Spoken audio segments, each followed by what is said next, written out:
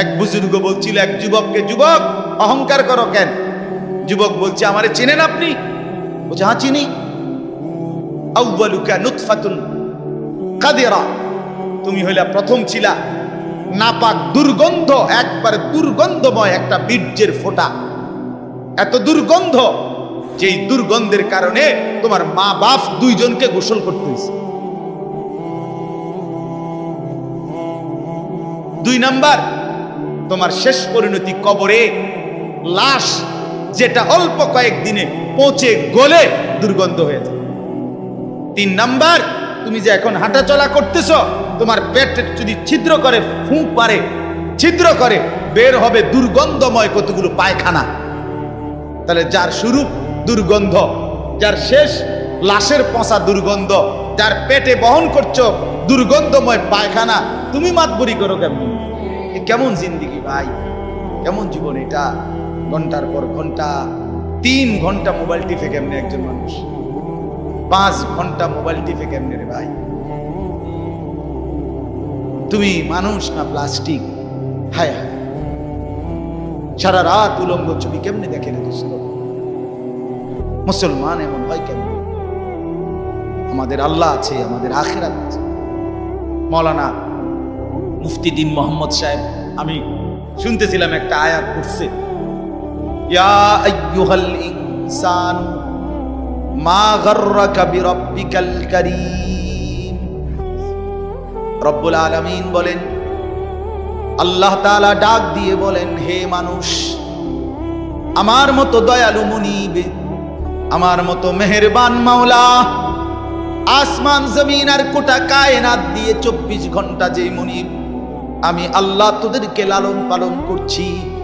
একবার চাঁদ উঠাই, আবার চাঁদ ডুবাই, আবার সূর্য আনি, সূর্য ডুবাই, একবার রাত বানাই, একবার দিন বানাই, একবার আলো দেই, আবার অন্ধকার দেই, একবার রোদ দেই, আবার বৃষ্টি দেই, একবার আলো দেই, আবার বাতাস দেই। আল্লাহ বলেন, এতটা যত্ন করে লালন করছি যেই মনিব, আমার মতো দয়ালু মাওলা, আমার মতো দয়ালু আল্লাহ থেকে তুই বান্দাকে, তুই মানুষকে কে রে ভুলায়া দিল? আমাকে বাদ দিয়ে যার কাছে গেলি বান্দা, বল না বান্দা, আমার চাইতে বেশি কি পেলি তার কাছে? সে তোকে কি দিল? বলো, তোমার সমবয়সী বন্ধু তোমারে কি দিল?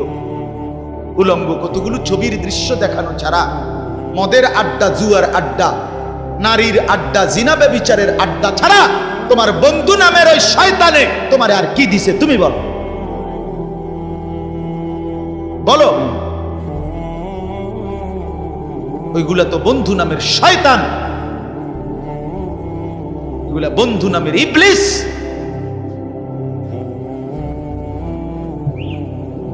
আল্লাহ আমাদেরকে বুঝ দান।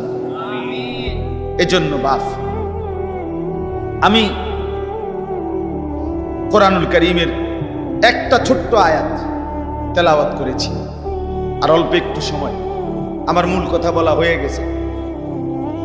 আমি পবিত্র সন্তান, পবিত্র মুসলমান, পবিত্র যুবক দেখতে চাই তুমি সুন্দরভাবে সাজো। তোমার আমি বলি নাই জামা সিরা, প্যান্ট সিরা, তোমারে আমি বলি নাই তোমার নাকে ময়লা, চোখে ময়লা, দাঁত মাজো না, এরকম হতে আমরা বলছি কোনোদিন? ইসলাম মানে কি এই কথা? না, সবচেয়ে সুন্দর যেটা, সেটার নাম ইসলাম। সবচেয়ে পবিত্র, সবচেয়ে পবিত্র, সেরা সুন্দর ইসলাম। রাসূলুল্লাহ সাল্লাল্লাহু আলাইহি ওয়াসাল্লামকে আল্লাহ বলছে লাআলা খুলুকিন আযীম। আপনার চলাফেরা, কথাবার্তা, আপনার আচরণ, উচ্চারণ সবকিছু সর্বশ্রেষ্ঠ, সর্বশ্রেষ্ঠ। সাহাবী বলতেন, হায়, হযরত কাব ইবনে মালিকের হাদিস আমরা পড়ছি, উনি বলেন নবীজি সাল্লাল্লাহু আলাইহি ওয়াসাল্লাম যখন হাসতেন, আমাদের মনে হইতো পুরা চাঁদ যেন হাসি দিয়ে উঠছে। ইদা সুররা ইস্তানারা ওয়াজহুহু কাআন্নাহু কিতআতুম মিনাল কামার। সাহাবী বলেন, যেন ওই মুখ, ওই চেহারা, সেটা যেন চেহারা না, সেটা যেন চাঁদের একটা টুকরা। এরকম সুন্দর ছিল। সুবহানাল্লাহ, সুবহানাল্লাহ। তাহলে সেই সৌন্দর্যময় চেহারা তো নিশ্চয়ই দাড়িওয়ালাই ছিল, ঠিক না? কথা কয় না?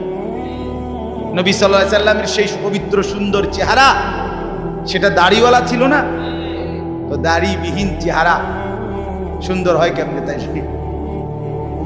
বলেন? কোনোভাবেই পৃথিবীর কোন সেলুনে শেভ কইরা আপনি দাড়িওয়ালা চেহারার সাথে সৌন্দর্যের টক্করে, সৌন্দর্যের পাল্লা দিয়া আপনি নিজেকে উপরে উঠাইতে পারতেন। দাড়িওয়ালা সুন্দর। পৃথিবীর ইতিহাসে একমাত্র ঘটনা যে দাড়িওয়ালা যুবককে দেখে 40 জন সুন্দরী নারী, বংশীয়া নারী, রাজ পরিবারের নারী নিজেদের হাতের আঙ্গুল কাটে ফেলছে। যেই যুবককে দেখে আঙ্গুল কাটছে ওই যুবক দাড়িওয়ালা ছিল। আর এর বিপরীতে এই শেভ করুন না, দাড়ি কাটা, এরকম কোন পুরুষকে দেখে এরকম ঘটনা ঘটছে পৃথিবীতে এমন ইতিহাস রূপকথার মধ্যেও নাই। আরে মানে বানাই না কিচ্ছার মধ্যে কথা, বুঝেন না আপনার কথা? এটা তো কোরআনে আছে, আর ওইটা কিসের মধ্যে নাই? না না, রাক্ষসের গল্পের মধ্যে কথা না, ডালিম কুমারের মধ্যে কথা নাই, রাজকুমারের গল্পের মধ্যে এগুলো নাই। ছোটবেলায় আমরা গল্প পড়ছি না, ডালিম কুমারের গল্প আমি পড়ছি স্কুলের বই, কোন ক্লাসে জানি পড়ছি। এই ছোটবেলায় আমরা গল্প শুনতাম, এই একরকম গল্প সব দিক। রাজা ছিল, রাজার ফুতা ছিল, যাইতে যাইতে যাইতে যাইতে জঙ্গলে গেছে, জঙ্গলে গিয়া দেখছে বিল্ডিং, বিল্ডিং এর ভিতরে দেখছে রাজকুমারী ঘুম যায়, রাজকুমারীরে উড়াইয়া কইছে আমি তোমার বিয়া করবো। তখন আবার এদুর বালা ছিল তো বিয়ে করবো, আগের কিচ্ছার মধ্যে বিয়ে করতো, হেদুরে নাই, আর আরো আগায় গেছে। তো আল্লাহ তাআলা বলেন, প্রিয় ভাই আমার, বাবা আমার, সবাই মিলে দেখি এই একটা আয়াত শুনুন, সূরা তাওবা 11 নম্বর পারা 9 নম্বর সূরা। এই সূরার 119 নম্বর আয়াত আল্লাহ তাআলা বলেন, ইয়া আইয়ুহাল্লাযীনা আমানু ইত্তাকুল্লাহ, ইয়া আইয়ুহাল্লাযীনা আমানু ইত্তাকুল্লাহ ওয়া কুনু মা'আস সাদিকিন। এই দুর্গত আল্লাহ তাআলা বলেন, হে ঈমানদারগণ, হে মুমিনগণ, তোমরা যারা নিজেদেরকে পরিচয় দাও ঈমানদার, আমি আল্লাহ তোমাদেরকে তোমাদের ঈমানের সাথে জান্নাতে যাওয়ার জন্য আরেকটা জিনিস অর্জন করতে বলতেছি, ইত্তাকুল্লাহ, সেটা হলো তাকওয়া অবলম্বন করো। কি অবলম্বন করো বলেন? এই দুইটা জিনিস। আল্লাহ বলেন জান্নাতের আশায়তেই তুমি ঈমান আনছো, জাহান্নাম থেকে বাঁচার জন্যই তুমি ঈমান আনছো, আমি আল্লাহর ভয়েই তুমি ঈমান আনছো, কাজে এটা আমি নিলাম, ঠিক আছে, ওকে, ঈমান ঠিক আছে নিলাম। কারণ ঈমানবিহীন জান্নাতে কেউ যাইতে পারে না। পৃথিবীর যদি গোটা পৃথিবীও কেউ দান করে, গোটা পৃথিবীতে মানব সেবায় যদি কেউ 1 নম্বরও হয়, কিন্তু ঈমান যদি না থাকে, তাইলে সে আখিরাতে তার 1 কানা করি বিনিময় পাবেন, বিনিময়। সে এবারে যত বড় দানশীল, দানবীর, মহানুভব দানবীর হয় হোক, কিন্তু ঈমান ব্যতীত আখিরাতে পরকালের কি নাই? কোনো পুরস্কার। পরকালের পুরস্কার, পরকালের জান্নাত, পরকালের বিনিময়ের জন্য 100 প্রথমত জরুরি কি বলে না ভাই? কি? ঈমান যেন না হারায়, ঈমান যেন না হারায়। তাইলে চোখ বন্ধ করলে বাকিটা হতাশা, লাঞ্ছনা, দুর্ভোগ ছাড়া আর কিছু দুনিয়া ভোগ করতে পারবে। এখন একটা প্রশ্ন, যে যারা দুনিয়াতে ইহুদি, খ্রিস্টান, ইউরোপিয়ান, অমুসলিম যারা ভালো কাজ করে, তাদের কি তাইলে কোনো পুরস্কার নাই? হ্যাঁ, পুরস্কার আছে। আল্লাহ তাআলা তাদেরকে দুনিয়াতেই পুরস্কার দিয়া তাদেরকে দুনিয়ার মধ্যেই দিয়ে দেন। এই জন্যই তো দুনিয়াতে এত বাড়ি গাড়ি, এত অর্থবিত্ত, এত সুখের উপকরণ তাদেরকে দিয়ে রাখছে। আল্লাহ তাআলা বলছেন, এ তোমরা বা তোমাদের কেউ যে কিছু ভালো কাজ করে এরই লেগে দিয়ে দিলাম, যা পারো এনে ভাত তরকারি খাইয়া, আর পরে কি এনে আগায় এলাও, যা ভোগ করো এখানে করো, আখিরাতে নাই, পরকালে না। ওয়াদারনি ওয়াল মুকাদ্দিবিনা উলিন নি'মাতি ওয়া মাহিলহুম কালিলা ইন্না লাদাইনা আনকালা ওয়া জাহিমা। আল্লাহ বলে মিথ্যাবাদী নাফরমান পাপীদেরকে আমি দুনিয়া দিচ্ছি বলে আমার বান্দারা মুমিনরা আমারে কিছু কইও না, একটু সুযোগ দাও, আমি তাদেরকে দেই একটু, কয়টা দিন দেই, কালিল কয়টা দিন, এরপরেই আমার কাছে আগুনের বেড়ি এবং আগুন আমি আল্লাহ তাদের জন্য রেখেছি, সেটা হাসরের ময়দান আসলেই দেবে। অতএব এক নাম্বার পুঁজি আমাদের ঈমান। কি ভাই বলে না? সবাই বলি ঈমান। ঈমান কিন্তু শুধু লা ইলাহা ইল্লাল্লাহ তুমি পড়তে পারো এটার নাম না, এটা ঈমানের কালেমা, এটা ঈমানের আবশ্যক অংশ। কিন্তু মুমিন মানে, ঈমানদার মানে শুধু এতটুকুকেই বলেন। আল্লাহর নবী সাল্লাল্লাহু আলাইহি ওয়াসাল্লাম বলেন, আল ঈমানু বিদউন ওয়া সাবউনা শু'বা। ঈমানের ৭৭টা শাখা আছে। ঈমান যদি একটা গাছের নাম হয়, বৃক্ষের নাম হয়, তো সেই গাছের ৭৭টা ডাল আছে। সবগুলো ডাল সমানভাবে টিকে থাকলে সেই গাছের নাম ঈমানের গাছ।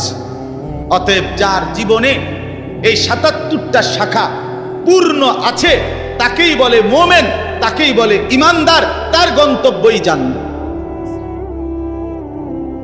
এখন যদি বলি এতটি কি আমরা পারমু? অবশ্যই পারবেন না। কেন? আপনি পারবেন বলেই তো আপনাকে মানুষ বানাইছে। যদি পারতেন না তো আপনারে আল্লাহ গরু ছাগল কুকুর বিড়াল বানাইতেন।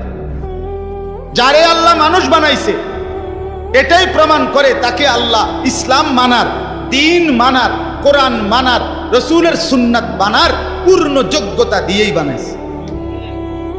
আজ আমরা গাফলত করে করে শেষ করে দিলাম। আর কি, মা বাপও বুঝলো না, সন্তানও বুঝলো না, ছেলেরা তোমরাও বুঝলা না। ওই মোবাইলওয়ালা,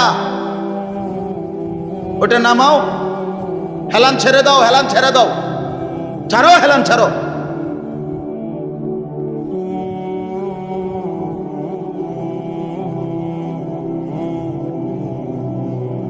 সুদা আমার কোনো অসুবিধা নাই, যার অসুবিধা সে চলে যাও। একজন হলে একজনকে বললো আমার কোনো আপত্তি নেই, কিন্তু গাফেল না হয় ভাইয়া। দিল না খুললে, মনের মধ্যে যদি সামান্য অনুভূতি না থাকে, জীবনও পরিবর্তন হবে না রে ভাই। দেখতে দেখতে জীবন শেষ হয়ে যাবে। দেখতে দেখতে প্রতিদিন বাংলাদেশের একেবারে জরিপ এটা, বাংলাদেশে প্রতিদিন মৃত্যুবরণকারীদের সংখ্যার মধ্যে যুবকের সংখ্যা বেশি। প্রতিদিন আমি নিজে পত্রিকায় পড়ছি, প্রতিদিন বাংলাদেশে গড়ে 5 থেকে 6 জন মোটরসাইকেল অ্যাক্সিডেন্টে যুবক মারা যায় কিংবা প্রচন্ড আহত। কারণ বর্তমানের যুবকরা আপনার পাগলের মতো, মাতালের মতো, পাগলা কুকুরের মতো মোটরসাইকেল চালায়, রং ড্রাইভ করে। এটা খেয়াল করে, এটা একটা নিকৃষ্ট বদভ্যাস। কেন? এটা আত্মহত্যার পূর্ব প্রস্তুতি, অর্থাৎ নিজের হাতে নিজেকে ধ্বংস করে দাও। সে না জানে অ্যাক্সিডেন্ট হবে, কি দরকার এই মাতালের মতো চালানো? শুধুই কেবল এই দ্রুত গতিতে দুই পাশের কেউ দেখবে বলে, দেখছো তুই কি জোরে চালায়, এটা কইতে কইতে তো তুই ফারিয়ে গেছ, তাই কইব কোন সময়?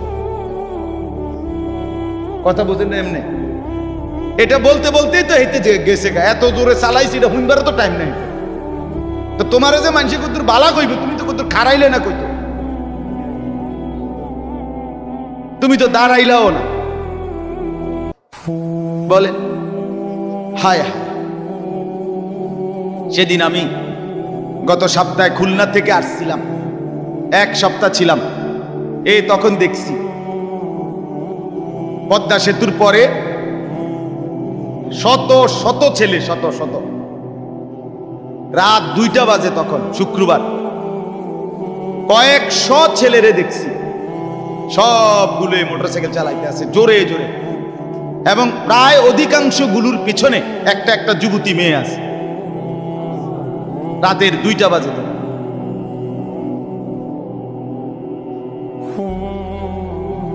করো, দুনিয়া ভোগ করো। ও চিরেই যেহেতু ফেরেশতা লাথি দিবে, কাজেই দুনিয়া ভোগ করো। ও চিরেই যেহেতু কবরে জাহান্নামের আগুন অপেক্ষা করছে, কাজেই দুনিয়া ভোগ করো। আল্লাহ তাআলা আমাদেরকে মাফ করে দেন। তো প্রিয় ভাই, ওইটা কি হলো? আমার এমনি গলায় কথা বলতে কষ্ট